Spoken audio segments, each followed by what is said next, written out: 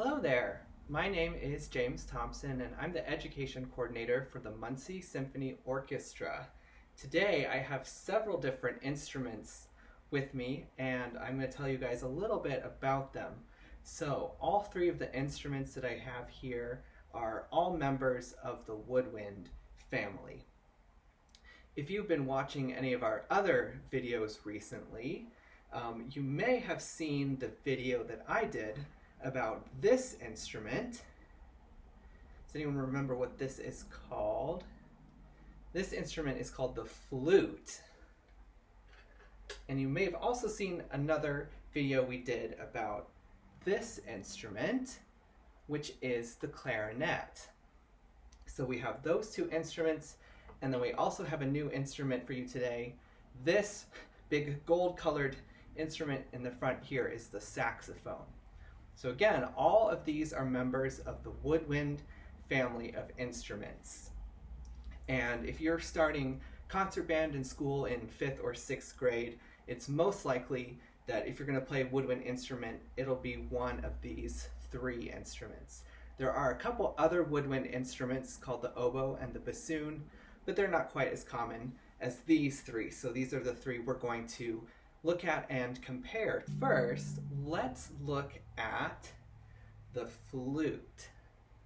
So the flute is the oldest member of the woodwind family. Flutes have been around for probably thousands of years, and the other two instruments are a little bit newer. All members of the woodwind family use wind or air to make their sound. But the flute is very different from the other two instruments here in how you use the air. So on the flute, there's a small hole near the top of the instrument, and we blow our air across that opening, and some of the air will go into the flute and some of it will go across. And that's how we make the sound happen on the flute. The other two instruments, the clarinet and the saxophone, make sound in almost the exact same way. And they're really almost like cousins because of that, unlike the flute, which is much more different. So both the clarinet and the saxophone use a small piece of wood that looks like this. This is called a reed, and the saxophone and clarinet only use one reed when they play. Some of the other woodwind instruments, like the oboe and the bassoon, actually use two reeds together. So this is just a single reed. By itself, it doesn't do anything. You can't really make it make a sound.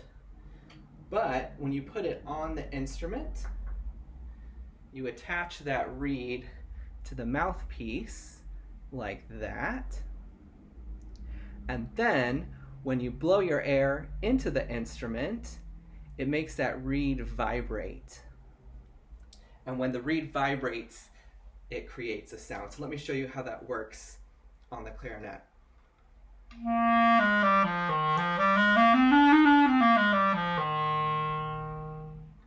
So the saxophone has a very, very similar setup. You can see it also has a reed attached to it, and basically the same thing happens.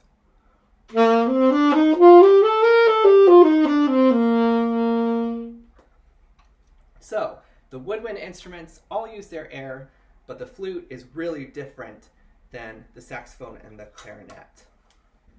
I also want to talk about what these instruments are made out of.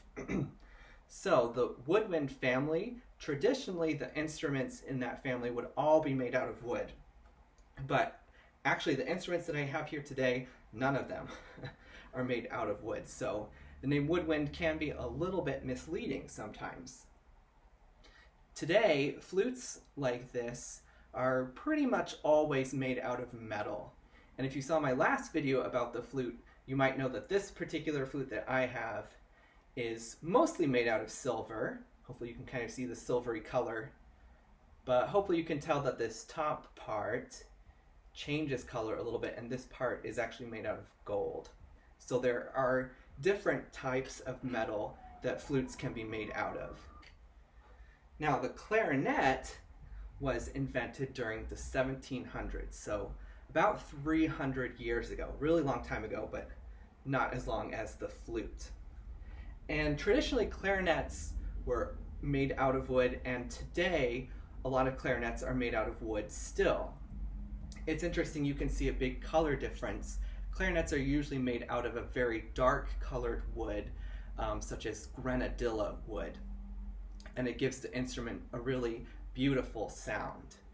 But you don't have to make clarinets out of wood, and this particular clarinet is a clarinet for beginner students, and it's actually made out of plastic. But just from looking at it from a distance, you couldn't tell any difference between a clarinet made out of plastic like this and a clarinet made out of wood.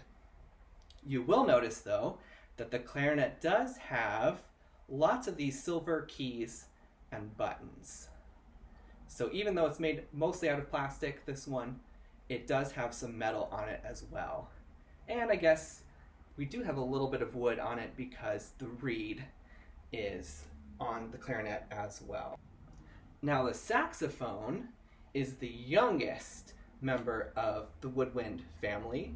It was invented during the 1800s, and by that time they didn't really see a need for the saxophone to be made out of wood, so the saxophone has always been made out of metal, oftentimes brass, so a similar material to a trumpet.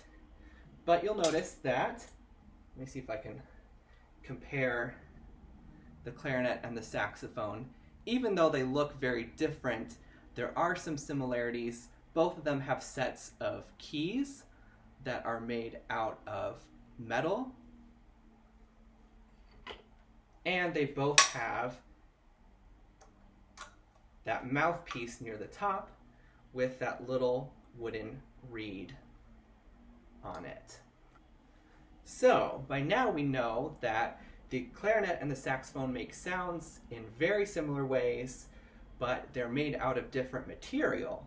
And the flute is definitely different than the other two in how it makes sound and what it's made out of. But these instruments also have some differences in what they sound like and what their kind of purpose is. So the flute, even though it looks like it's about the same length as the clarinet over here, the flute is really the smallest and the highest pitched member of the woodwind family, at least from the common instruments in the family. And because of that, the flute plays the highest notes. So the flute, although it can play some low notes, it mostly plays higher notes than the clarinet or the saxophone. So it'll sound like this.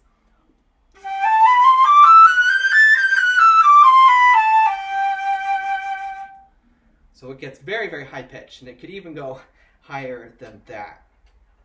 Because it's kind of high pitched, it's usually pretty easy to hear the flute. So when it's playing in the orchestra, like the Muncie Symphony Orchestra, the flute tends to play the melody parts, which are the parts that the composer wants the audience to hear the most. So the flute gets to play the melody a lot of that time because it's very easy for us to project our sound out to the audience to hear. So the clarinet is nice because it has a very wide range. It can't play quite as high as the flute can, but it can hit some pretty high notes, and it can also play quite a lot lower than the flute does. So here's kind of the low end of the clarinet.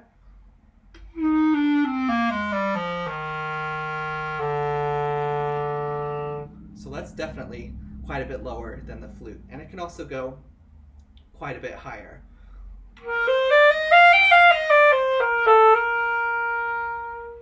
So the clarinet is really flexible. Sometimes it will play the melody, maybe along with the flute. Other times it plays what's called the harmony parts, which are the parts that are just there to help support the melody and to make the melody sound better. Finally, we get to the saxophone. Now the saxophone is interesting because unlike the flute and the clarinet, which are both really common, if you come to see a Muncie Symphony Orchestra concert, you will almost certainly see these two instruments. However, if you go to an orchestra concert, you probably won't see a saxophone most of the time. The saxophone is not very common in orchestra music, but it is very common in concert band music and definitely in jazz and even rock music as well. The sound of the saxophone is pretty loud. It's almost like a brass instrument in how loud it can play. And because of that, it's been really popular in things like jazz and rock, as I mentioned. But occasionally, you'll see a saxophone play in the orchestra as well, and that's always really cool when you get to see a saxophone along with these other woodwind instruments. Just like the clarinet, the saxophone has a pretty wide range as well. Again, it doesn't play quite as high as the flute, and most of the time it plays kind of in a similar range to the clarinet, so it's a little bit of a lower instrument.